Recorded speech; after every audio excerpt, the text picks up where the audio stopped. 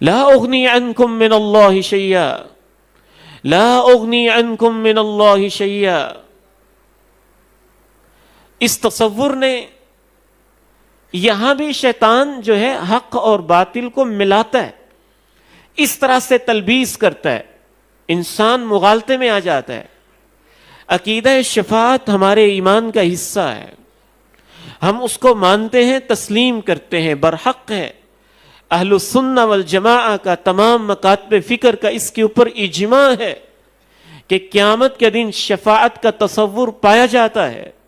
حساب شروع نہیں ہو رہا ہوگا، امام کائنات شفاعت کریں گے، اللہ رب العزت حساب شروع کریں گے، جنت کا دروازہ بند ہوگا، امام کائنات شفاعت کریں گے، جنت کا دروازہ کھولا جائے گا۔ 7 قسم کی شفاعتیں اللہ کے پیارے نبی علیہ السلام قیامت کے دن کریں گے، ہمارا اس پہ ایمان ہے۔ لیکن یہاں بھی شیطان نے وہی مغالطہ دیا ہے جو مغالطہ اللہ کے غفور الرحیم ہونے کے بارے میں دیا تھا، وہ امام کائنات کے شفیع المذنبین ہونے کے بارے میں دیا۔ اللہ کے غفور الرحیم ہونے کے بارے میں اس نے یہ مغالطہ دیا کہ اللہ غفور الرحیم ہے، جو چاہتے ہو کرتے رہو وہ معاف کر دے گا، اور امام کائنات کے شفیع المذنبین ہونے کے بارے میں بھی یہ مغالطہ دیا، وہ ہے نا شافع اور مشفع، جو چاہتے ہو کرتے رہو وہ تمہیں چھڑوا لیں گے۔ جبکہ اصل عقیدہ شفاعت کا یہ تصور نہیں ہے، اس کا تصور بس اتنا ہے کہ انسان نے محنت کی ہے، کوشش کی ہے، کمی رہ گئی ہے، کوتاہی رہ گئی ہے، واپس آیا ہے، معافیاں مانگتا رہے، کہیں کمزوری رہ گئی ہے۔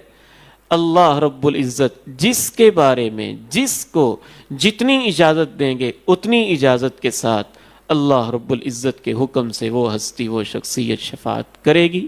کس کو دیں گے یہ ہم نہیں جانتے ہیں۔ امام کائنات کے بارے میں ہم یقین سے کہہ سکتے ہیں، اس کے علاوہ دنیا کا کوئی شخص اگر کہتا ہے کہ میں تمہیں چھڑا لوں گا تو وہ جھوٹ پکتا ہے، اس سے بڑا شیطان اور دغاباز کوئی نہیں ہے۔ آپ کی ہستی کے بارے میں ایمان اور یقین ہے، اس کے علاوہ باقی کوئی شخص اپنے بارے میں یہ دعویٰ کرے تو اس کے دل میں اللہ کا خوف نہیں ہے، وہ سمجھتا نہیں ہے قیامت کیا ہے، اللہ کی عدالت کیا ہے، اللہ کی ہستی کیا ہے، اللہ کا جلال کیا ہے۔ یہاں تو جناب عیسیٰ علیہ السلام کا، جناب نوح کا، جناب موسیٰ کا یہ عالم ہے، جناب ابراہیم کا، لوگ ان کے پاس جا رہے ہیں، کہتے ہیں آپ ہماری شفاعت کر دیجئے، کہتے ہیں تم نہیں جانتے آج اللہ کتنے ناراض ہیں، ہمارے سامنے اللہ کے سامنے جانے کی ہمارے اندر کوئی ہمت نہیں ہے۔ انبیاء ایسے کہہ رہے ہیں قیامت کے دن، اسی حدیث میں جس میں اللہ کے پیغمبر کی شفاعت کا تذکرہ ہے، پہلے یہ تذکرہ ہے، اس کو چھپا لیا جاتا ہے، اگلے حصے کو غلط طریقے سے بیان کر دیا جاتا ہے۔ اس عقیدے نے بھی، اس تصور نے بھی، اور گمراہ کن تصور نے بھی بہت سارے لوگوں کو دین سے دور کر رکھا ہے، اور انہیں صحیح سچی توبہ کی توفیق نصیب نہیں ہوتی ہے۔ قرآن مجید کی یہ آیت مبارکہ ذرا سنیے۔ یوم تبلی السرائر